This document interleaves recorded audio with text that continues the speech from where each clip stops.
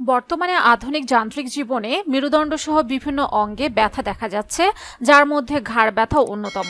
বিভিন্ন পেশাজীবী যারা সামনে ঝুঁকে কাজ করেন তারা সহজেই ঘাড় ব্যথায় আক্রান্ত হন। যারা ঘাড়ে ব্যথায় বা কাঁধে ভারী জিনিস বহন করেন তাদের ঘাড় ব্যথার প্রবণতা বেশি। ঘাড় ব্যথাকে কখনোই অবহেলা করা যাবে না, কারণ এটি এতটাই মারাত্মক পর্যায়ে চলে যেতে পারে, কখনো কখনো সার্জিক্যাল চিকিৎসারও প্রয়োজন হতে পারে। তাই প্রথম থেকেই সচেতন থাকুন।